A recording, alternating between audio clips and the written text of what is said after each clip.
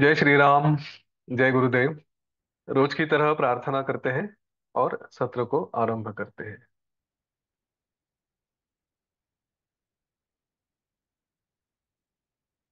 प्रार्थना के लिए हाथ जोड़े, आंखें बंद कर लें। एक लंबी गहरी श्वास लें। गुरुर्ब्रह्मा गुरुर्विष्णु गुरुर्देवो महेश्वरः। गुरु साक्षात् परम ब्रह्म, तस्मै श्री गुरवे नमः। तस्मै श्री श्री गुरवे नमः।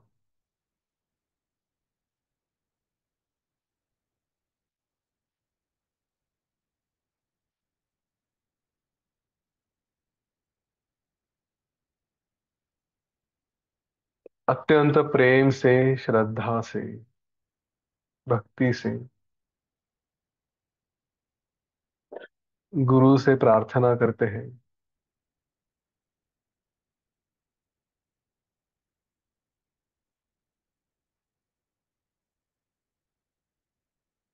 वे सदा हमारे साथ रहे।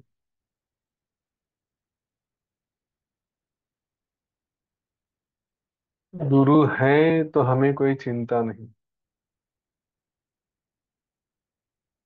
वो संसार सागर के उस पार हमें ले जाएंगे।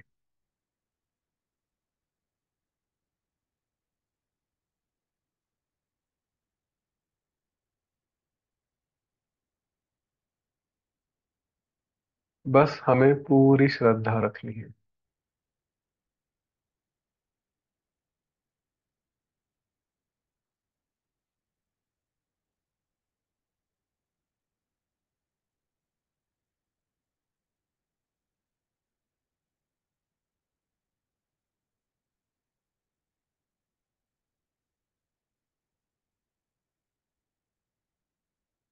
श्री गणेश जी से प्रार्थना करें।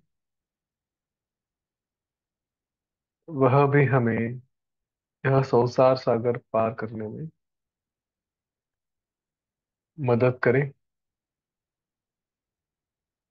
सारे विघ्नों से हमारा संरक्षण करें।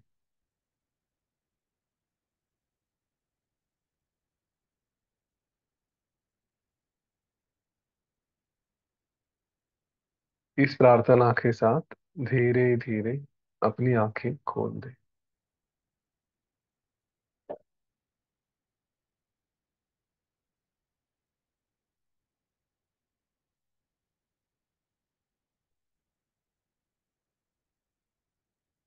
जय गुरुदेव।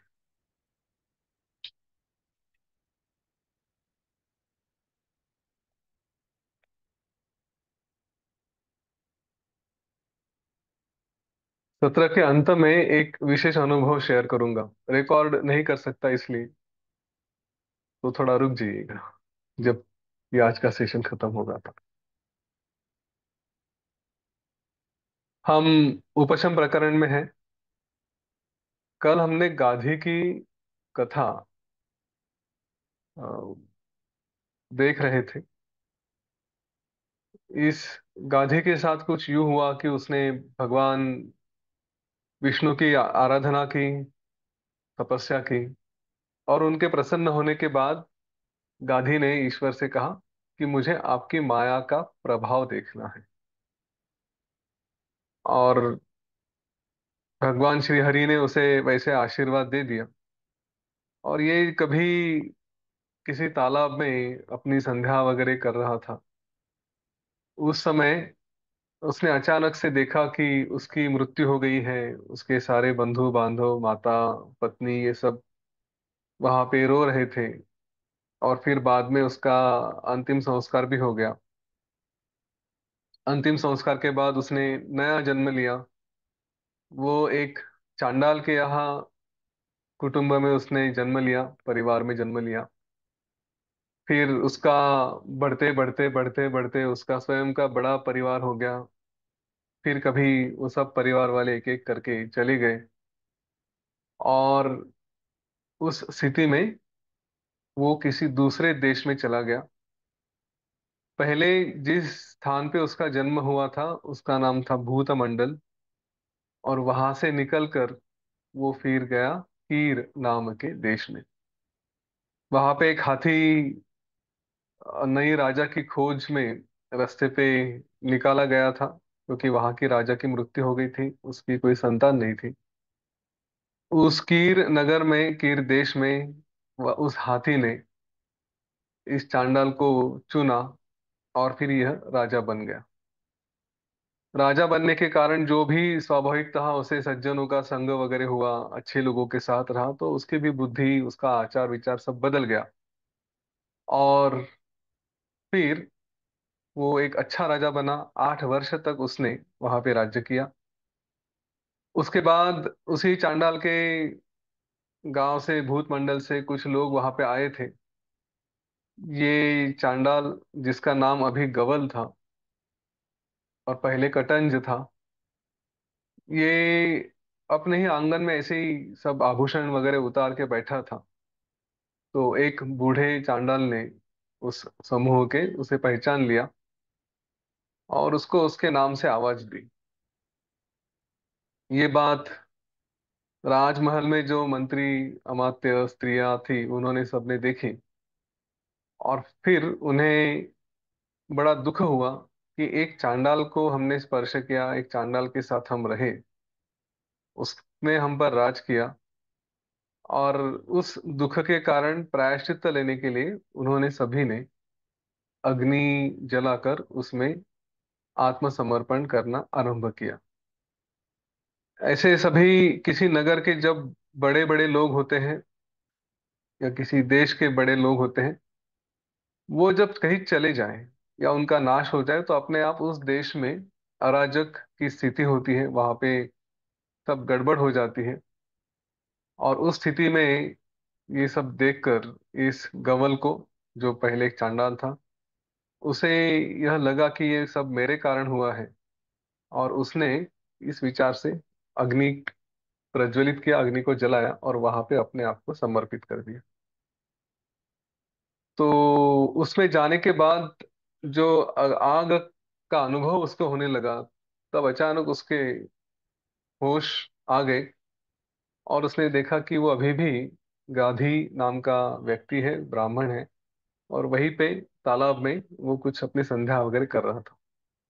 भगवान विष्णु की ये क्या माया है, ऐसा विचार करके उसने फिर वो सब छोड़ा, अपने स्थान पर आ गया। और कुछ समय आश्रम में बिताने के बाद वहां पे कहीं और से कोई एक अतिथि आया था। इसने अतिथि का सम्मान वगैरह किया, उसकी पूजा की। और फिर शाम को खाना वाना खाने के बाद एक दूसरे से बातें करते समय इसने अतिथि से पूछा कि आप काफी थके हुए दिखाई दे रहे हो, क्या बात है। तो अतिथि ने कहा कि मैं अभी कीर नाम के एक देश से आ रहा हूँ, और वहां पे एक चांडाल ने 8 वर्ष तक राज्य किया। और वहां के लोगों को जब ये पता चला, तो उन्होंने दुख की अवस्था में अपने आप को अग्नि में समर्पित करना आरंभ किया। उस चांडाल ने भी अग्नि में अपने आप को समर्पित कर दिया। और चूंकि ऐसा सब हुआ था उस नगर में, तो जिस नगर की छाया ही खराब थी, तो इसलिए मैं भी कहीं प्रयाग गया, वहां पे मैंने कुछ व्रत किया। और उस व्रत के बाद फिर मैं वहां से यहाँ आ रहा हूँ, तो इसलिए मैं थोड़ा थका हूँ। और दूसरे दिन वो अतिथि चला गया। अब गाधी ने सोचा कि ये कैसे हो सकता है। मैंने तो कुछ देर के लिए थोड़ा भ्रम देखा, और उस भ्रम के बाद मुझे लग रहा है, ये बता रहा है अतिथि कि सब कुछ ऐसे के ऐसे ही हुआ है। अब क्या हो सकता है, वास्तव क्या है। यहाँ तक हमने कल कथा देखी थी। गाधी ने विचार किया, चलो जाके देखते हैं कि सच में ऐसा कुछ हुआ है क्या। तो गाधी उठकर निकल पड़ा। और जाते जाते जाते जाते उसने, वो भूतमंडल नाम का कोई देश था, उधर पहले चला गया। और उस नगर को, भूतमंडल नाम के नगर को देखने के बाद उसे पता चला कि वहीं पे कोई एक छोटा गांव है। और उस गांव में किसी एक कोने में एक चांडाल गृह उसने देखा। उसे लगा कि ये मैंने जो चांडाल गृह बनाया था जहां पे मैं था वो यही है। तो उसे और वैराग्य हो गया। उस गृह की अवस्था बड़ी खराब थी। काफी समय की वर्षा से, मूसलाधार वर्षा से वो उसका घर जो था वो छिन्न भिन्न हो गया था, टूट गया था। उसके दीवारों पर जैसे पेड़ वगैरह उगते हैं वैसे हो गए थे, छप्पर कहीं तो अस्त व्यस्त हो गया था। और उसके घर के अंदर जो कुछ भी था वो सब नष्ट हो चुका था।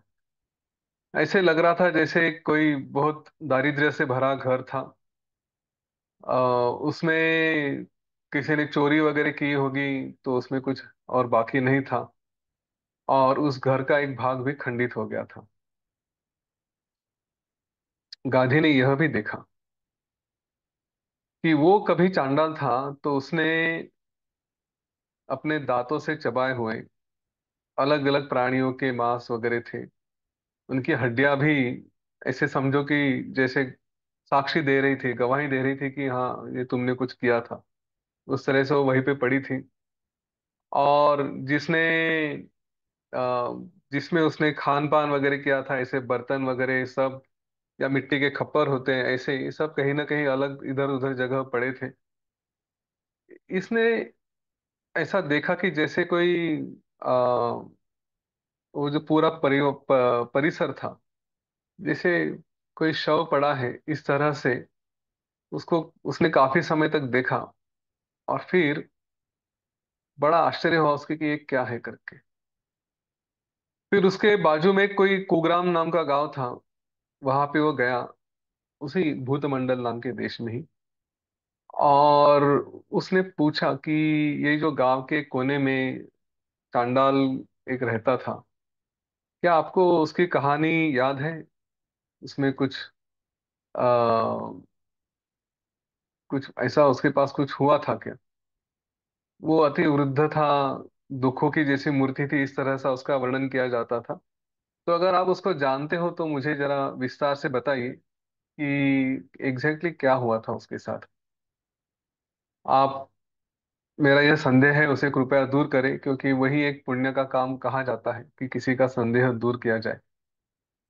तो उन गांव वालों ने कहा कि आप जैसा कहते हैं वैसे ही है, कुछ भी उसमें हेर फेर नहीं है। एक बड़ा ही क्रूर शरीर वाला, क्रूर दिखने वाला कटंज नाम का चांडाल यहाँ पे हुआ था, इसी गांव के कोने में उस तरफ वो था। और उसके पुत्र पौत्र, हाँ, सब भाई बहन सब, ऐसा बड़ा उसका परिवार, और बाकी लोग मित्र वगैरह सब, ऐसा बड़ा सा परिवार था। कभी काल के कारण ये सारे कुटुंब वो उसके नष्ट हो गए, केवल वो एक चांडाल बच गया था। और फिर जैसा हमने सुना कि वो वहां से अपने ही इस प्रदेश का त्याग करके कीरपुर नाम के एक जगह गया, और वहां पर जाकर वो राजा बन गया। काफी समय तक, करीब करीब 8 वर्ष तक वो बिना उद्वेग के वहां पर राजा बन के रहा। और जब वहां के लोगों को ये ज्ञात हुआ, ये पता चला कि हमारा राजा चांडाल है, तो उन्होंने जैसे गांव से विष के वृक्ष को दूर किया जाता है वैसे ही इस चांडाल को दूर कर दिया। और फिर वहां के लोगों ने अग्नि में प्रवेश किया। उनके प्रवेश करने के बाद इसको भी कुछ पश्चाताप हुआ, पछतावा हुआ, और इसने भी फिर स्वयं को अग्नि में डाल दिया। अब उन गांव वालों ने गाधी से पूछा, क्योंकि पूछने वाला गाधी था, कि आप इतने प्रयास से, इतना कुतूहल से उस चांडाल के बारे में क्यों पूछ रहे हैं? क्या वह आपका बंधु था या आप स्वयं उसके बंधु हो गए? मतलब हम जब किसी के बारे में पूछते हैं तो कोई संबंध था, या आप अपने आप को कुछ समझते हैं कि वो हमारा करीबी है इस तरह से? तो बार बार अलग अलग गांव के अलग अलग लोगों से गाधी ने वही वही प्रश्न पूछे, जानकारी लेने का प्रयत्न किया। और उस प्रांत में वो करीब करीब 1 महीना रहा। जिस प्रकार का गाधी ने चांडालता का अनुभव किया था, जैसे कि वो चांडाल बना था, वही अनुभव, वही प्रकार उस उन गांव वालों ने जो का त्यों वैसे के वैसे उनके सामने कहा। सभी लोगों के मुंह से यह सब सत्य सुनकर गाधी को बड़ा आश्चर्य हुआ। और वो विचार करने लगा ये कैसे हुआ है करके। उसने भगवान की लीला का विचार करने लगा, जैसे सर उसका कांप रहा था आश्चर्य से कि ये ऐसे कैसे हो सकता है कि कुछ क्षण के लिए मैं वहां पे पानी में था, और इधर 8 वर्ष की बात हो चुकी है। कहीं तो मेरा शरीर मृत हुआ है, मैंने कहीं पे जन्म भी लिया है, जन्म लेके मैं इतना बूढ़ा हो चुका। ये सब कुछ क्षणों में उधर से इधर, ये कैसे संभव हो सकता है। तो इसके आगे सचमुच जो हुआ वो हुआ या नहीं, यह देखने के लिए भी उसने विचार किया कि चलो यहाँ से अब चलते हैं, और मैं अभी अपने अगले देश में जाता हूँ। तो इस तरह से उस भूतमंडल नाम का देश गांधी ने छोड़ा, और वहां से बहुत सी नदियां, पर्वत, अनेक देश, जंगल, इनको पार करते करते करते वो फिर कीर नाम के देश में पहुंचा। वहां पर गांधी उस ऊंचे महलों वाले राजनगर में, जो उसका राजधानी थी, वहां पे पहुंच गया। और फिर उसने देखा कि अरे ये तो वही महल है जिसका मैंने उपभोग लिया था। यही आजू बाजू के मकान हैं जो मैंने कभी देखे थे। यही बाग बगीचे हैं, यह भी मैंने देखे थे। यहाँ के बहुत से स्थान हैं जिनको मैंने देखा था। तो उसने विचार किया कि चलो लोगों से भी पूछ लेता हूँ।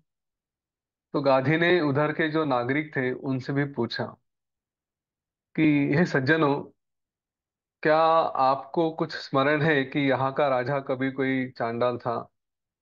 अगर ऐसा सचमुच हुआ था, अगर आप जानते हो, तो मुझे जरा विस्तार से वो सब बताइए कि एग्जैक्टली क्या क्या हुआ था। वहां के नागरिकों ने कहा कि हे ब्राह्मण, हमारे यहाँ 8 वर्ष तक चांडाल राजा बन गया था, और उसे एक मंगल हाथी ने राजा बनाया था। अंत में जब उसका स्वरूप सबको पता चला तो काफी लोगों ने आत्मदाह कर लिया, और उसने भी अग्नि में अपने आप को जला डाला। इस बात को हुए अभी 12 वर्ष बीत चुके हैं। ये गाधी पूरे नगर को कुतूहल से देख रहा था, और जिस जिस मनुष्य को मिलता था उससे उससे वही प्रश्न पूछता था, और उन्हीं के मुंह से वो उत्तर भी सुनता था, और उसके वैसे के वैसे ही उत्तर मिलते थे। फिर उसने देखा कि उस नगर के सेना के साथ वहां से एक राजा निकला था, बाहर निकला। उसने वो भी देखा कि राजा के साथ जो भी सेना थी, वो उसने देखा कि अरे ये तो मेरी ही जैसी सेना है। उसने ये भी देखा कि उस राजा की जो सवारी निकली थी, उसमें जो स्त्रियां थी वो भी इसके साथ कभी थी। उसने ये भी देखा कि उसको, राजा को जो चंवर वगैरह होते हैं, मतलब जैसे छाता होता है उस तरह का, वो भी वैसे ही है। हाँ, उधर जो भी कुछ था वो सब वैसे के वैसे ही उसको दिखाई दिया। तो उसको लगा अरे इसका तो सबका भोग मैंने पहले किया था, और ये तो मुझे सब याद आ रहा है कि ये सब मैंने देखा था करके। अब वो बड़े दुख में आ गया। ये बड़ी कष्ट की बात है कि जैसा कोई पंछी जाल में फंसता है और उससे निकलने का प्रयत्न करता है तो जाल ही फैलता जाता है, वैसे ही ये मेरे मन का मोह कुछ तो है कि जो मुझे फंसा रहा है, और मैं विवश हो गया हूँ। जो देखा था वो एक अतिथि ने आके बताया कि ऐसे है। वो मैं तो पहले तो वहीं पे मतलब मोह हो गया, फंस गया कि अरे ऐसा कुछ है क्या। वो जाकर देखने के लिए गया, तो पहले चांडाल का जन्म उसके बारे में बताया गया।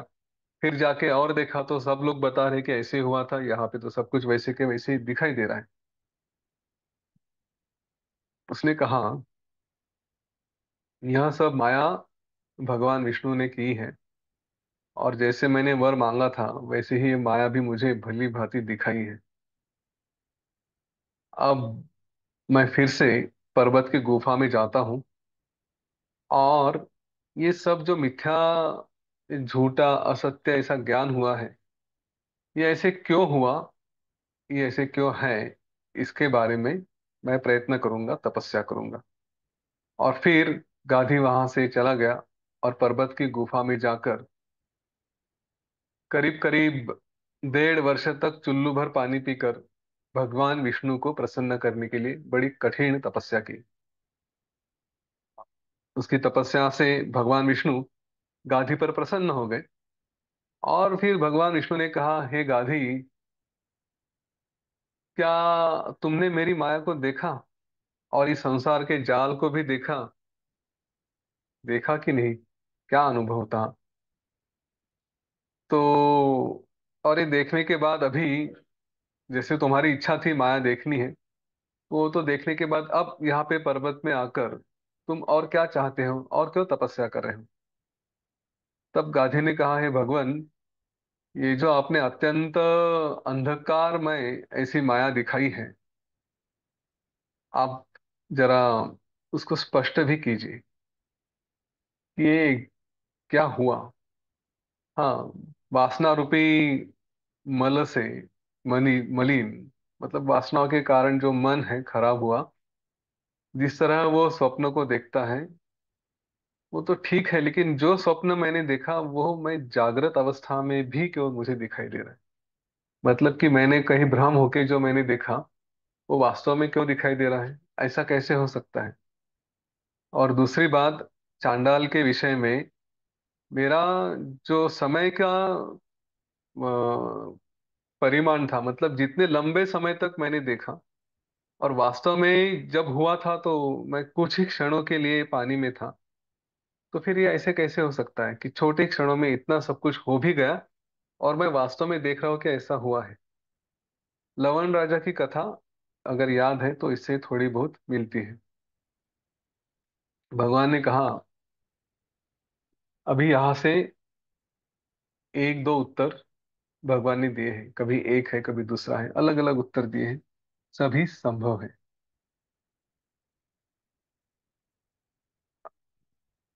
ठीक है, इस पे बाद में बात करता हूँ। तो भगवान श्री विष्णु ने कहा, हे गाधी, तुमने ये जो संसार के भ्रम को देखता है ना, ये सब कुछ जो अपने आजू बाजू में दिखाई दे रहा है, वो भी भ्रम ही है। और जिसको इसका ज्ञान नहीं हुआ है, यानी जिसके अंदर वासना की बीमारी है, वासना का रोग है, उससे जो ग्रस्त है, फंसा हुआ है, तो उसी के कारण ये सब कुछ भ्रम होते जाते हैं। विषय थोड़ा कॉम्प्लेक्स है लेकिन महत्वपूर्ण है। इसको अगर समझेंगे तो हम दुनिया को इस दुनिया से बाहर रह के देखेंगे। हाँ, किसी बात में हम फंस के उसका भाग बन के नहीं देखेंगे, उसे बाहर आकर, अच्छा ये दुनिया में ऐसा चल रहा है, हमारे साथ भी कुछ हो रहा है, तो भी उतना ही इंडिपेंडेंटली देखेंगे, वरना अहंकार में फंस सकते हैं। अहंकार में मतलब अभिमान नहीं, अहंकार में मतलब हमारे साथ कुछ अच्छा हुआ तो भी अहंकार, हमारे साथ कुछ बुरा हुआ, यानी जो हमारी इस तरह की भावना होती कि मेरे साथ ये अच्छा हुआ, मेरे साथ ये बुरा हुआ, ऐसी जो भावनाएं आती है वो दोनों अहंकार का है। तो इंडिपेंडेंटली देखना सीखेंगे तो अहंकार छुएगा नहीं, वरना अहंकार छू लिया तो हम बह गए।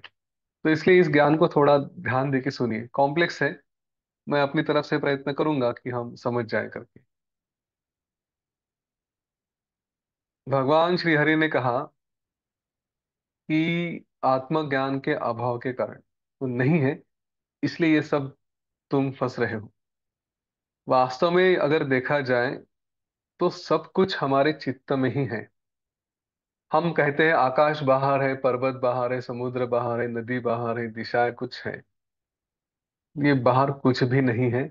जो कुछ है वो सब हमारे अंदर ही है। जैसे कोई, जैसे आम का पेड़ है, तो आम का पेड़ हम बड़ा वृक्ष नहीं लगाते। पहले तो हम उसका बीज लगाते हैं, तो बीज के अंदर ही सब कुछ आम का पेड़ होता है। या अगर मोर का अंडा देखा जाए, तो उसके अंदर ही उसके पंख भी होते हैं, पूरा मोर का मोर होता है ना। तो जो बीज है, वो बीज मतलब हमारा चित्त है। सब कुछ वो बीज, सारी बातों का बीज हमारे चित्त में ही होता है। जैसे अंकुर जमीन के नीचे रहता है, लेकिन उससे सब कुछ उमल कर बाहर आता है, वैसे ही ये सारा जो दृश्य है वो है हमारे अंदर, और हम देखते हैं उसको बाहर। विज्ञान कहता है कि जो बाहर देख रहे हैं उसका रिफ्लेक्शन अंदर आता है। ये साइंस का स्टेटमेंट है कि हमारी आंखों में से वो रेज, किरणें कहीं पे पड़ती है, वहां से वो परावर्तित होती है, यानी रिफ्लेक्ट होती है। रिफ्लेक्ट होके हमारे अंदर आती है, फिर हम ब्रेन को सिग्नल जाता है, फिर ब्रेन कहता है अच्छा तुम ये देख रहे हो। हाँ, और उसके बाद फिर वो हम समझते कि ऐसा है करके। तो जो बाहर है वो हम अंदर देखते हैं, ऐसा विज्ञान कहते हैं। और अध्यात्म कहता है कि जो अंदर है वही हम बाहर देख रहे हैं। ये सबसे बड़ा अध्यात्म और विज्ञान में डिफरेंस है, अंतर है। तो भगवान बता रहे हैं कि हे गाधी, सब कुछ ये बाहर है। हाँ, चाहे तुम बच्चों की बात करो, स्त्रियों की बात करो, स्वप्न भ्रम जो कुछ भी है, राग रोग, जिसका भी हम अनुभव करते हैं, वो चाहे जागृत में हो चाहे स्वप्न में हो, सब कुछ वो हमारे अंदर ही है। विशेष करके स्वप्न में तो ये पता है कि ये सब कुछ हमारे अंदर ही होता है, क्योंकि स्वप्न में तो आंखें बंद होती हैं, और बंद आंखों से ही हम सब विश्व देखते हैं, कई सारी बातें देखते हैं। तो वो तो आंखों के सामने नहीं होती, वो कहीं तो हमारे अंदर ही होती। वैसे ही जो अभी हमको लग रहा है आंखें देख के हम देख रहे हैं, वो भी हमारे अंदर है। यहाँ से उसका बाहर रिफ्लेक्शन हुआ है। अगर उत्पत्ति प्रकरण ठीक से याद है, तो उसमें भी यही कहा था कि जब हमारी मृत्यु होती है, तो मृत्यु के समय थोड़ी देर हम सुषुप्ति में रहते हैं। सुषुप्ति में मतलब गहरी नींद में जैसे अवस्था में रहते हैं। और फिर जैसी जैसी गहरी नींद से बाहर आने लगते हैं, तो फिर जो हमारे संस्कार थे, उन संस्कारों के कारण हम अपना नया विश्व, नया जीवन, नया संसार हमारे सामने, जैसे फिल्म का एक पर्दा होता है, सिनेमा का पर्दा होता है, वैसे ही हम हमारे सामने वो देखते हैं। तो वो हम उस समय ही देख रहे हैं कि हमारा क्या हो रहा है या क्या होने वाला है। इसलिए ये सब कुछ जो है वो चित्त का ही धर्म है, चित्त के ही कारण सब कुछ होता है। अब चित्त में क्या है, तो चित्त ये वासनाओं से युक्त होता है ना। क्योंकि वासना थी इसलिए हम जन्म लिए, हमने सब कुछ यहाँ पे अटक गए। तो वासनाओं से क्या क्या हो सकता है, तो कई सारी बातें इसी चित्त में फंसी रहती है। लाखों कहानियां हमारे ही अंदर है। यदि विश्वास नहीं हो इस वाक्य पे, तो ऐसे ही कभी बैठ लेना और देखना कि पिछले कुछ समय में मतलब वर्षों की बात नहीं कर रहा हूँ, कुछ मिनटों में या कुछ घंटों में, हाँ, हमारे मन में किस किस तरह की कहानियां आके गई, हमने किस किस तरह के विचार किए। ये सच में देखना, ये भी देखना कि मैंने किसके बारे में क्या विचार किया था, मैंने अपने बारे में क्या विचार किया था। ये जो कहानियां बनाते रहते हैं ना हम लोग, छोटे बच्चों को देखो, टिपिकली कहानियां कहाँ बनती है, तो बनती है टॉयलेट में। बच्चे जाके बैठते हैं और फिर अपने ही मन से बड़बड़ाते रहते हैं। अगर कोई नया नया स्कूल में जाने लगा, तो वो टीचर का रोल निभाना शुरू करता है, अपने सामने ऐसे बच्चे बैठे हैं इस तरह का इमेजिन करके वो उनको सिखाता है।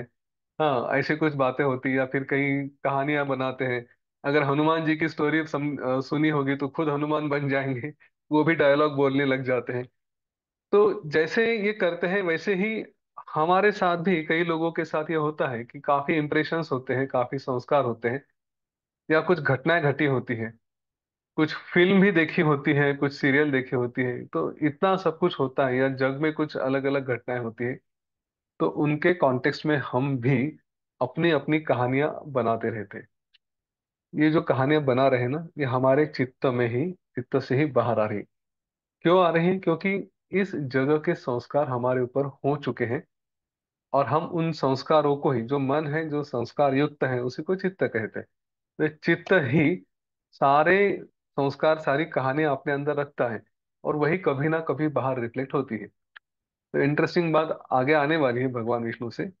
लेकिन ये एक समझ लीजिए कि जो कुछ भी हमने देखा है, एक ही जन्म का नहीं, कई जन्मों का, ऐसी कई सारी कहानियां, कथाएं, हमारे विचार, ये हमारे चित्त में रहते हैं।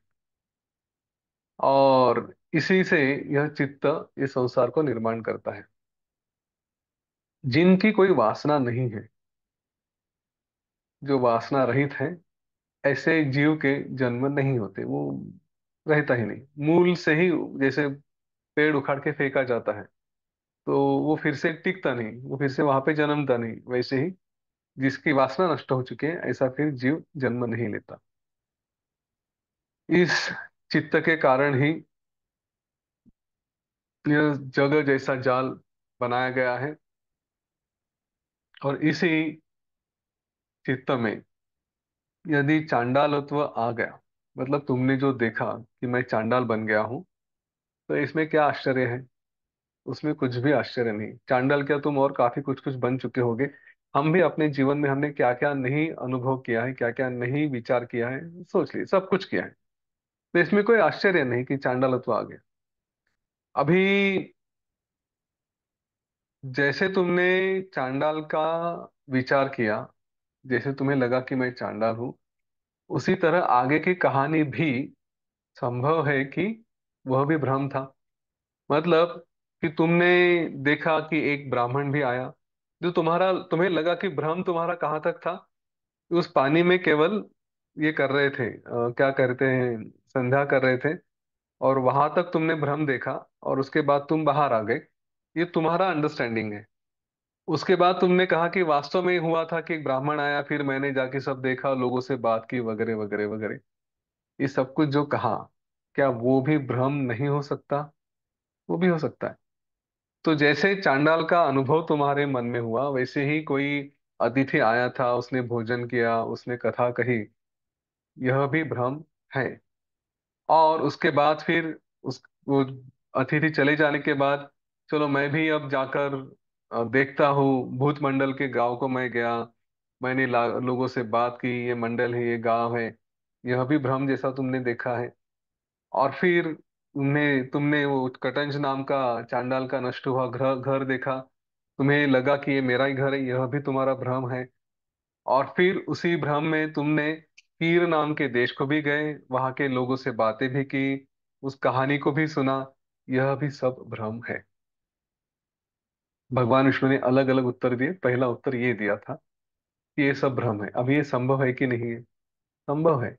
हम कितने अपने विचार में उलझ जाते हैं, उसके अनुसार सब कुछ हो सकता है। दूसरी बात यह है कि हमारा इतिहास कितना वास्तव है और कितना भ्रम है, हम नहीं कह सकते। उदाहरण के तौर पे, कोई मित्र आया और उसने कहानी बताई। जैसे मेरे एक मित्र आए थे, और मैंने उनको एक कहानी बताई कि हाँ, हमारे साथ ऐसा ऐसा हुआ था।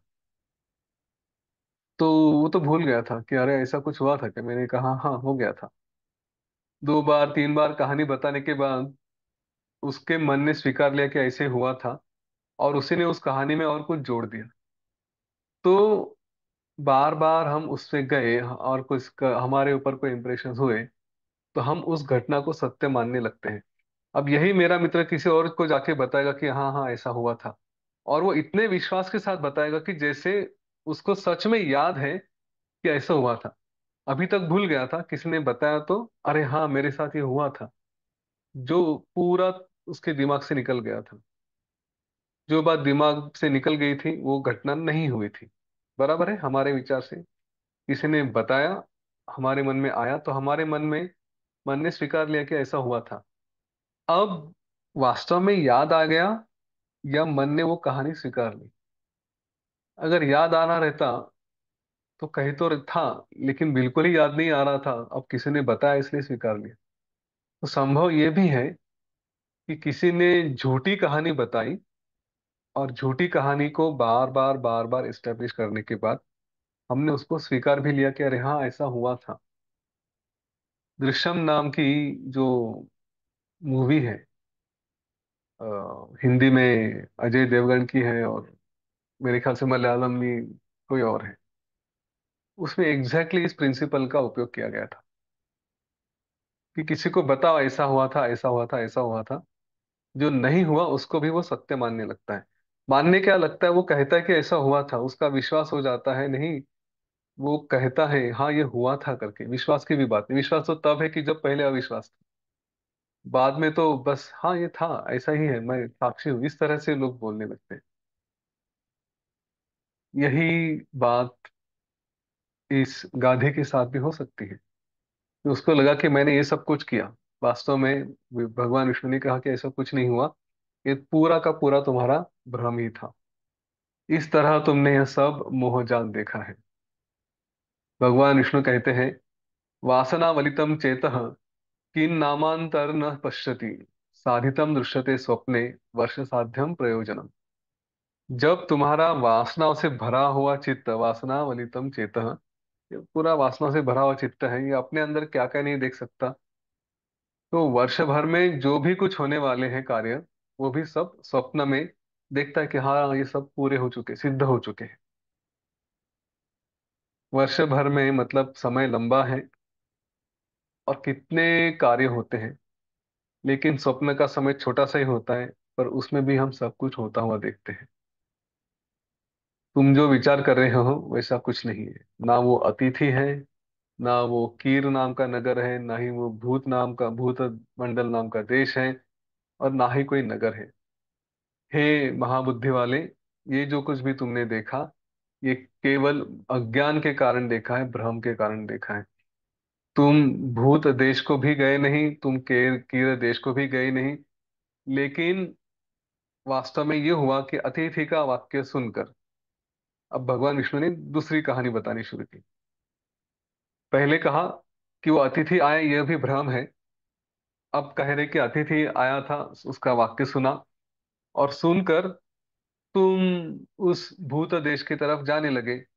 जाते जाते जाते जाते थकावट के कारण किसी गुफा में विश्राम किया, और बहुत थक गए थे, इसीलिए स्वप्न की तरफ, जैसे स्वप्न की तरह तुमने सब देखा कि हाँ ये वो मेरा गांव है, मेरा देश है, यहीं पे चांडल का घर है।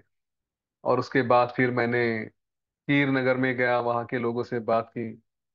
ये सब कुछ तुमने स्वप्न में ही देखा है, वास्तव में तुम कहीं गए ही नहीं। तो हे मुनि, ये पहले जो कहे गए इतने ही भ्रम तुमने देखे, ऐसी बातें बातें हैं क्या? तो तुमने पूरे जो भी कुछ है वो सब भ्रम के जैसा ही है। अलग अलग भ्रम तुमने अलग अलग दिशाओं में, देशों में, समय में देखे हैं। इसलिए ये सब छोड़ो, उठो, और शांत बुद्धि होकर तुम्हारा जो ब्रह्मचर्य जैसे कार्यक्रम है, तुम अग्निहोत्र वगैरह करते हो, संध्या वगैरह करते हो, वो सब अपने कार्य करो और आगे बढ़ो। मनुष्य अपने कर्म के बिना कल्याण को प्राप्त नहीं होते हैं। ऐसा कहने के बाद वो भगवान विष्णु वहां से अपने स्थान क्षीर सागर को चले गए। अब ये गाधी, इसने बात तो सुनी भगवान की, पर उसका विश्वास नहीं हुआ। हाँ, उसने विचार किया कि चलो एक बार वास्तव में जाके देखता हूँ। अभी हो सकता है भगवान ने जैसे कहा, मैं भ्रम में रहा हूँ, कहीं सो गया था, कहीं विचार किया। अभी पूरी तरह से आंखें खुली करके जाकर देखता हूँ कि सच में ऐसा कुछ हुआ था या नहीं हुआ था। हाँ, भगवान तो कह के गए हैं, तथैव उत्थाय गच्छामि प्राप्तो हम भूतमंडलम, इमे भूता इमे ग्रामा दृष्टवानसि संभ्रमम, नातीर्थ नातितीर्थ न, च भूतानि न किरास्ते न तत्पुरम। क्या था कि ना अतिथि न भूतानी न किरासे न तत्पर। तो तुम जो लगता है कि तो उत्थाय गच्छामि, मैं ऐसे उठकर अभी चला भूत मंडल को गया। हाँ, ये इमे भूता मतलब ये भूत मंडल है, इमे ग्रामा ये गांव है। दृष्टवानसी संभ्रमम, ये सब जो तुमने देखा, ये दृष्टवानसी संभ्रमम, ये संभ्रम के कारण देखा है। ना अतिथि है न भूत है, भूत मंडल है, ना ही कीर है। तो ये गाधी को ठीक से समझ में नहीं आया, और उसको ऐसा लगा कि नहीं, ये कुछ तो गड़बड़ है, आत्म साक्षात्कार हुआ नहीं, इसीलिए ये सब हो सकता है, ऐसा अगर कह रहे हैं तो एक बार फिर से जाके देखता हूँ। और इसीलिए गाधी ने विचार किया कि चलो अब मैं निकलता हूँ। अथ गाधिर गते विष्णु पुनर्भूतादिकम क्रमात् स्वयं मोह विचारार्थम बभ्रामा भ्रमिवाम्बरे। ये अभी मैं जाकर देखता हूँ ये क्या क्या है। और फिर से लोगों से बात की, फिर से लोगों से भूत मंडल में जाके चांडाल के बारे में पूछा। फिर वहां से वही चिन्ह देखे, घर देखा, फिर जाकर कीर नगर में गए। ये सब कुछ करने के बाद फिर से एक पर्वत की गुफा में आए और भगवान श्री हरि की आराधना की। वास्तव में अगर भगवान ने आकर कह दिया ये भ्रम है, तो छोड़ो ना। अज्ञान के कारण हम कहाँ कहाँ समय बिताते हैं। बड़ों की बात आसानी से मान लेनी चाहिए। अभ्यास करना ठीक है, लेकिन किस बात का अभ्यास करें। कहाँ ये भ्रम है तो छोड़ो, फिर भ्रम क्यों है ऐसा विचार कर सकते हैं। ऐसा भ्रम क्यों होता है, वो भ्रम को नष्ट करने के लिए क्या किया जाना चाहिए। ऐसे प्रश्न मन में आने चाहिए, ना कि चलो जाके फिर से एक बार देखते हैं, ऐसे कैसे हो सकता है। पर ठीक है, उस बहाने तपस्या भी हो रही है ना। तो गाधी ने तपस्या फिर से आरंभ की, और थोड़ी समय में भगवान फिर से प्रसन्न हो गए। उन्होंने पूछा, है गाधी, तपस्या से तुम फिर क्या चाहते हो, फिर से क्यों तपस्या करें, अब क्या चाहिए तुम्हें। गाधी ने कहा, हे देव देव, मैंने 6 महीने तक उस भूत मंडल में और कीर राज्य में भ्रमण किया। वहां के लोगों ने मुझे वही बताया जो मैंने कभी विचार किया था, जो मुझे भ्रम जैसा आप कह रहे हैं वो हुआ था, जो का त्यों मैंने सुना। हे प्रभु, आपने मुझे कहा कि आपकी माया के कारण मैंने वो भूत मंडल देखा, तो आपने ऐसा क्यों कहा। आपके वचन जो महात्मा होते हैं, उनके शब्द, उनकी बातें तो मोह का नाश करने के लिए होते हैं, लेकिन आपने तो मेरा मोह और बढ़ा दिया। तो अगर माया है तो जो हम माया में देखते हैं वो कुछ समय के बाद तो चले जाते हैं, नहीं रहने चाहिए। लेकिन ये सब कुछ जो मैंने देखा है वो तो अभी भी है। तो इसको माया है ऐसे कैसे कहा जा सकता है। अगर सच में माया है, जैसे स्वप्न है, स्वप्न में मैंने कुछ देखा, तो जागने के बाद तो वो चला जाना चाहिए ना। फिर से मुझे वही दिखाई नहीं देना चाहिए वास्तव में। लेकिन अभी तो मैं देख रहा हूँ, तो ऐसे कैसे कह सकते हैं कि ये माया है।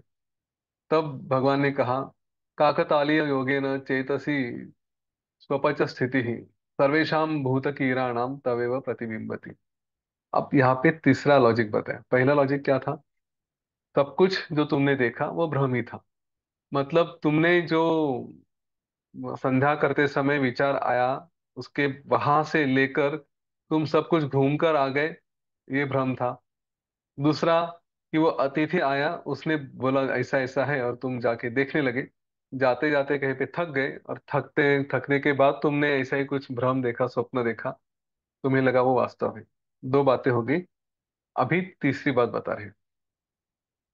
अभी बता रहे हैं कि हे गाधी, जो तुमने देखा वही बात कीर देश, भूतमंडल के देश, वहां के लोगों ने, वैसे के वैसी स्थिति या वैसी ही कहानी उनके मन में भी कहीं से तो है, उनके मन में प्रतिबिंबित है। मतलब हमारी भाषा में कि उनमें भी वही इंप्रेशन है जो तुम्हारे मन में है। इसलिए तुम जाके किसी से पूछते हो तो वो तुम्हारी जैसी बात है वैसी के वैसी उसको कहते हैं। उसका उदाहरण क्या है कि तुम जैसे कह रहे हो कि किसी चांडाल के द्वारा गांव के छोर पर एक मकान था, और जो तुम्हें लगता है कि वो तुमने बनाया था अभी, जिसको तुमने देखा था, तो वास्तव में क्या हो सकता है कि वो लोगों को भी ऐसा ही लगता होगा कि हाँ कोई मकान था या कुछ बनाया गया था, कोई था। कदाचित प्रतिभैकैव बहुनापपि जायते जायते काकोलताल स्थितिवद विचित्रा ही मनोगति ही। मनोगति कैसी है? ये एकदम विचित्र जैसे है। हाँ, सभी लोगों का स्थान मन ये विचित्र हो सकता है, एक साथ भी सभी को अलग अलग प्रतिभास हो सकता है। जैसे हम देखते हैं कि कई काफी लोग एक ही स्वप्न देखते हैं, और जैसे कोई शराब पीते हैं तो उनमें भी एक समान जैसे ही स्वप्न उनको दिखाई दे सकते हैं। एक ही भाग में जब बच्चे खेलते रहते हैं तो उनके भी स्वप्न में ऐसे ही बालू से बनाया हुआ घर महल वगैरह ऐसे भी भ्रम उनके मन में होते हैं, एक जैसे स्वप्न वो भी देखते हैं। सैनिकों के साथ भी यह होता है कि कभी बंधन में पड़े हैं, कभी वध हुआ है, कभी पराजय हुआ है, कभी पलायन करना पड़ा, भागना पड़ा। ये सब जैसा हुआ वो सब होने के बाद भी बहुत से सैनिक एक ही समय एक ही तरह के जय का, लाभ का, भोग का, हाँ, इसका विचार करते हैं और उसका ही स्वप्न उन्हें आता है। तो वास्तव में कुछ भी हुआ हो, लेकिन स्वप्न जो आते हैं वो अच्छे ही आते हैं। ऐसे एक साथ सभी को हो सकता है। तो इसने पूछा अ, गाधी ने कि अगर ऐसा है तो अब मुझे क्या करना चाहिए। तब भगवान विष्णु ने कहा कि हे साधो, तुम्हारे जो कर्तव्य हैं वर्ण और आश्रम के अनुसार, उसमें आप अपने कार्य में लग जाओ और अपने बुद्धि से आत्मा का विचार करो, और मोह रहित होकर यहीं पे रह जाओ। अब मैं जाता हूँ। ऐसा कहकर भगवान विष्णु वहां से चले गए। और उस उसके बाद गाधी ने उसी जगह जाकर विचार करना आरंभ किया। तो एक समय विचार करते करते उन्होंने फिर से काफी समय के बाद भगवान की पुनः आराधना की।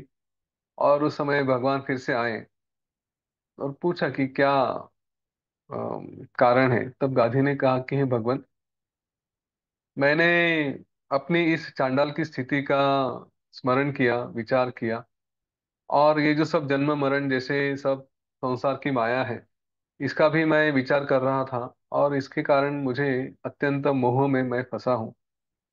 इसलिए मेरा मोह नष्ट करने का उपाय मुझे कहिए। जाने की जल्दी मत करिए, जो आप बार बार फटाफट चले जाते हैं ऐसा मत करिए। मेरा मोह नष्ट हो जाए तब तक आप स्थित होइए, और मुझे कोई एक ही निर्मल कर्म बताइए जिसमें मैं बैठा रहूं। तब भगवान ने कहा कि हे गाधी, ये सबको तो माया का खेल है, इसमें आत्म तत्व को भूल गया तो अज्ञान आता है, और अज्ञान अज्ञान के कारण ही ये सब ऐसे आश्चर्य जैसे कल्पनाएं होती है। तुमने भूतमंडल और कीर नगर में जो देखा, जैसा देखा वह सब संभव ही है। हाँ, उन लोगों को वो मिथ्या होते हुए भी उन्होंने सत्य की तरह वैसा भ्रम देखा होगा, क्योंकि समान संकल्प से समान काल ये सब कुछ संभव हो सकते हैं। कि हम कहते हैं ना कि मैंने कुछ देखा, तो अगर मेरा संकल्प रहा बाकी लोग भी ऐसा ही कुछ देखे तो वो संभव हो सकता है। अब तुम्हारी ये जो सब बातें हैं इसको हटाने के लिए मैं तुम्हें अ, मार्गदर्शन करता हूँ, तुम इसको ठीक से सुनो। यह जो अब ये चौथी कहानी बता रहे हैं, यह जो कटंज नाम का चांडाल कभी भूतमंडल में हुआ था, वो जैसे तुमने देखा वैसे ही पहले कभी हुआ था। उसके ही परिवार का नष्ट होने के बाद वो दूसरे देश में गया, वहां पे वास्तव में राजा हुआ, और वहां पे वास्तव में ही उसने अग्नि में प्रवेश किया। तो अगर वो सब उधर हुआ तो मेरे चित्त में वो क्यों आया? अगर इसका प्रश्न ऐसा प्रश्न आता है तो तब कहते हैं कि जल के अंदर तुम जब डूबे हुए थे तो तुम्हारे मन में केवल भ्रांति से, भ्रम से उसकी बात आ गई कि ऐसा कुछ हुआ था, और तुम्हारा ऐसा संकल्प भी था कि हाँ मेरे साथ ऐसा कुछ हुआ होगा। अब कहते कि ऐसे कैसे हो सकता है। वो चांडाल कहा, मैं कहा, मैंने तो उसके बारे में कभी सुना भी नहीं होगा, वो दूसरे देश में है, वो कभी बात हो भी चुकी है, क्योंकि वहां पे जाने के बाद लोगों ने कहा हाँ 8 साल हुआ था और ये भी होकर 12 साल हो चुके हैं। तो उसका आज मुझे दर्शन कैसे हो सकता है जो मैंने कोई संबंध ही नहीं है। तो उस पर भगवान ने कहा कि जैसे जिसने कोई किसी बात का अनुभव लिया हो और लेकर पूरी तरह से भूल गया हो, वैसे ही चित्त भी कभी नहीं जो देखी गई वस्तु है उसको भी इस तरह से देखता है कि जैसे कुछ देखा है। मतलब मैंने जैसे कहा था कि हम पूरी तरह से भूल जाते हैं, लेकिन अचानक से कहीं से याद आता है, या अचानक से कहीं से हम कुछ देखते हैं, लेकिन हम ये भूल जाते हैं कि ये हमने सचमुच कहीं सुना था। हमारे साथ कई बार ऐसी घटना होती है कि हम कहीं पे शांति से बैठे हैं और बैठे बैठे अचानक से कुछ बात याद आती है, बात आ जाती है मन में, और हमें पता नहीं होता कि ये हमने एक्चुअल में कहीं देखा था या ऐसा एक्चुअल में कहीं हुआ था। कभी तो थोड़ा अलर्टनेस रहा तो ये विचार आता है कि ये जो मैंने अभी विचार किया, ये शायद पहले कहीं सुना था या देखा था। हाँ, ये याद नहीं आ रहा है हुआ था या नहीं हुआ था, पर अभी मेरे मन में इस तरह का विचार आया। तो ये बातें हम पहले से अनुभव कर सकते, हम इस तरह से विचार करते हैं कि कुछ आया, लेकिन वो वास्तव में हमने कभी सुना था या देखा था या अनुभव किया था, परंतु हम भूल गए थे। और अभी हमें लगता है कि हाँ ऐसा मैंने बस अभी भ्रम देखा, हम ये भूल गए थे कि वो वास्तव में हमने कभी सुना था या कह गया था। तो फिर तुम्हारे साथ भी यह संभव है। क्या संभव है? कि कहीं पे तुमने ये कहानी कभी सुनी थी, या किसी से बात सुनी होगी, और सुनते सुनते तुमने पूरा बाद में वो पूरे भूल गए थे। और अब जब तुम्हारी संध्या में वगैरह बिजी थे और अचानक से तुम्हारे मन में ये विचार आए, तो तुम्हारा ध्यान इन विचारों के ऊपर ही है। और ये संभव है कि तुम पूरा भूल गए थे कि ये वास्तव में कभी आया था। तो ये जो तुम्हारे संस्कार में, चित्त में कहीं तो छुपा हुआ संस्कार था, छुपी हुई कहानी थी, ये आज निकल कर बाहर आ गई। आज इसको तुम देख रहे थे, लेकिन तुम्हें पता नहीं कि तुमने कभी सुना था। इसलिए तुम्हें अभी ये लगता है कि ये अचानक से मेरे मन में कहाँ से कोई कहानी आ गई और उसको मैं कैसे कोरिलेट कर रहा हूँ। तो वास्तव में कोई चांडाल हुआ था, उस चांडाल के साथ सच में कुछ हुआ था, वो तुमने सुना भी था लेकिन वो तुम भूल गए, और आज कहानी देखकर तुम्हें लगता है कि हाँ मेरे साथ हुआ था। तो प्रश्न ये आता है कि अगर ऐसा है तो ठीक है ना, मेरे मन में आना चाहिए था कि कोई चांडाल हुआ था और उसके साथ ऐसा कुछ हुआ था। मैंने अपने आप को उस भूमिका में क्यों देखा? ये प्रश्न आता है। हाँ, कि वही मैं हूं, तो ये बात कैसे हो जाती? अब इस पर भगवान ने कहा कि ये जो मैं की भावना होती है, यह मैं हूँ, ये घर मेरा है, ये तो इसमें आत्मज्ञानी फंसते नहीं, उनका वो वहां तक जाते ही नहीं। ये केवल अनात्म ज्ञानी जो होते हैं उसके साथ ही होता है, जो आत्मज्ञान में नहीं रहते उनके साथ ये बातें होती है। जो अतत्वज्ञ लोग होते हैं वही इस तरह की बात करते हैं, उन्हें इस तरह का अनुभव हो सकता है। इसका अर्थ यही है कि अगर ये कहानी और लोगों ने सुनी होगी, तो उनमें से और कई लोगों को भी ऐसा ही भ्रम संभव है। उन्होंने भी ऐसा ही देखा होगा, सुना होगा, ऐसा संभव है, हो सकता है। कहानी में ट्विस्ट, वो जो अतिथि था उसने तो कहा, अच्छा ये इसमें योग वशिष्ठ में नहीं दिया है, लेकिन मैं अपनी बुद्धि से, अपने विचार से सामने रख रहा हूँ। वो जो अतिथि था, फिर वो क्या था? उसने तो कहा कि मैंने अभी अभी ये सब देख के आया हूँ करके, और इसके बाद प्रयाग जाके आया हूँ। कहानी वास्तव में अगर घटी थी तो 12 वर्ष पहले घटी थी। अतिथि तो कहता है कि अभी हो गई, फिर अतिथि का क्या? तो शायद हो सकता है कि अतिथि को भी ऐसा ही कुछ भ्रम हुआ हो। ये एक बात। या फिर वो अतिथि था ही नहीं, वो केवल इसके लिए भ्रम था, इसलिए हुआ। जो अज्ञानी है वो इसमें अलग अलग अलग अलग बातों में फंसते हैं।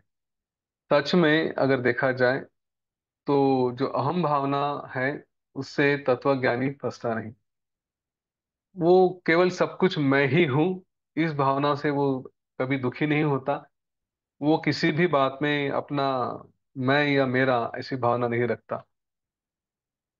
और इसीलिए वो दुख चाहे हो या ना हो, उन सब से दूर रहता है, किसी में फंसता नहीं। तो मैं मेरे साथ ऐसा क्यों हुआ, ऐसा अगर प्रश्न आता है, तब भगवान ने कहा कि हे गाधी, तुम्हारी वासनाएं थी, तुम्हारा चित्त वासनाओं से ग्रस्त था, इसलिए वो जो भी थोड़ा रोग है वो बच गया है, और इसलिए तुम स्वस्थ नहीं हो। इसको अज्ञान को महाव्याधि कहा गया है। हाँ, ये बाद में हम जाके आधि व्याधि प्रकरण जब देखेंगे तब कहेंगे, तब समझ में आएगा सबसे बड़ी व्याधि क्या है, सबसे बड़ा रोग क्या है। तो ये सब दृश्य को सत्य समझना, ये सबसे बड़ा रोग है। उसी के कारण वो उसको हम आधि कहेंगे, और उसके कारण शरीर में जो रोग होते हैं उसको व्याधि कहते हैं। तो ये दृश्य, ये महारोग है। ये दृश्य को सत्य समझना महारोग है। और अगर उससे बच गए तो सारे रोगों से हम ठीक हो सकते हैं। बस अपने आप में तृप्त रहें, तो समाधि की अवस्था में रहेंगे तो ऐसे कोई रोग नहीं होते। इसलिए तुम, अज्ञान के कारण तुम्हारे भ्रम ये नष्ट नहीं हो सकते हैं, और जो भी देखते हो उसमें तुम फंस जाते हो। तो ये सब जो माया का चक्र है, इसका सेंटर, इसका एक्सिस है तुम्हारा चित्त। जो मुख्य डंडा होता है जिसके बाजू में सब घूमते रहता है चक्र। तो अभी क्या करना है, उस चित्त को वहां पे आत्मा के साथ पकड़ लो और उसको स्थिर करो। तो अपने, जब चित्त स्थिर हो गया तो माया का चक्र भी स्थिर हो जाएगा, वो तुम्हें कुछ पीड़ा नहीं पहुंचा सकेगा। इसलिए तुम उठो और पर्वत में ही, यहीं पे किसी गुफा में अपने चित्त का निरोध का प्रयत्न करो। पतंजलि योग सूत्र की शुरुआत ही है, क्या है? योग, योग चित्त निरोध। तो चित्त को रोकने का प्रयत्न करो, वही योग कहा जाता है। उसके बाद तुम्हें अनंत ज्ञान प्राप्त होगा। ऐसा कहकर भगवान चले गए। और गाधी भी इस तरह से वैराग्य को प्राप्त होकर फिर ऋष्यमुख पर्वत पर चले गए, और वहां पे उन्होंने अपना ध्यान किया। ध्यान के बाद फिर 10 वर्ष की तपस्या के बाद आत्मज्ञान प्राप्त किया, और वो मुक्त हो गए।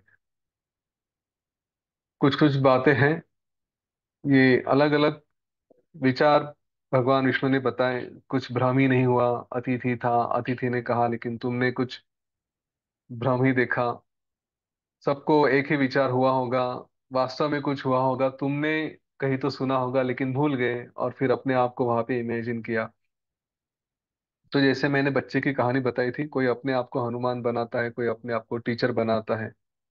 उस भूमिका में जैसे जाते हैं वैसे ही वो थोड़े होश में रहते हैं।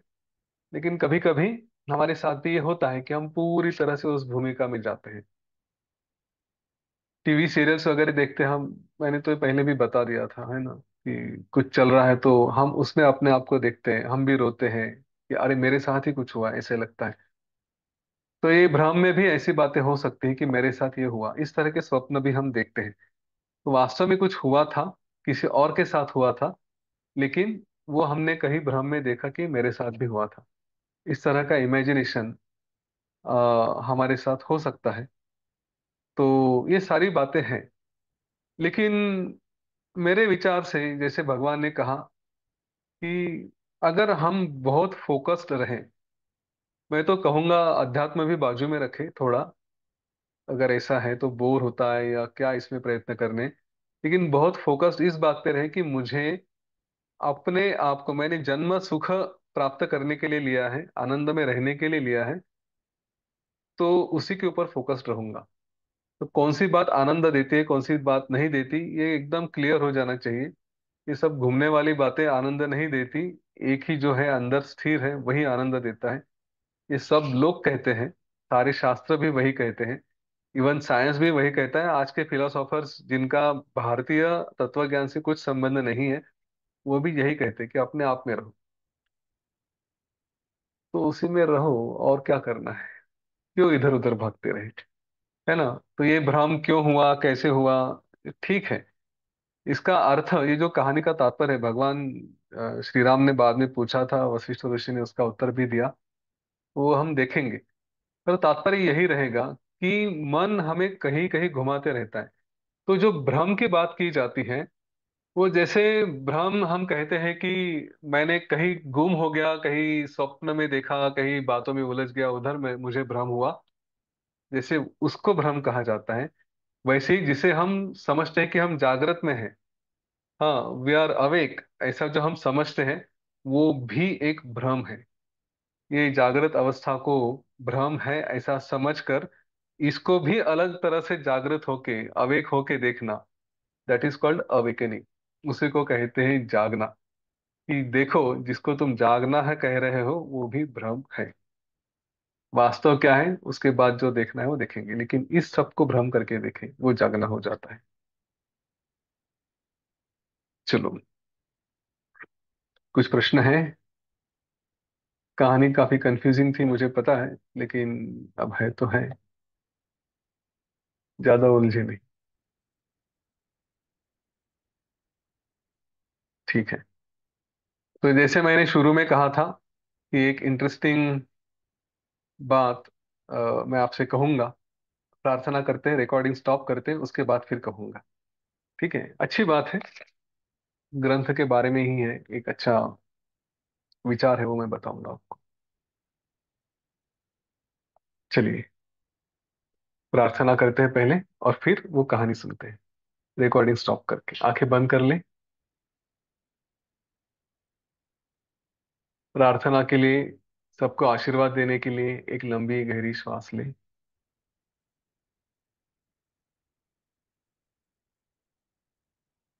लोका समस्ता सुखिनो भवन्तु। लोका समस्ता सुखिनो भवन्तु। लोका समस्ता सुखिनो भवन्तु।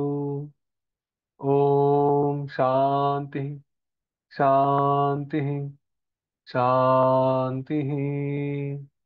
सकलमंगलं भवतु।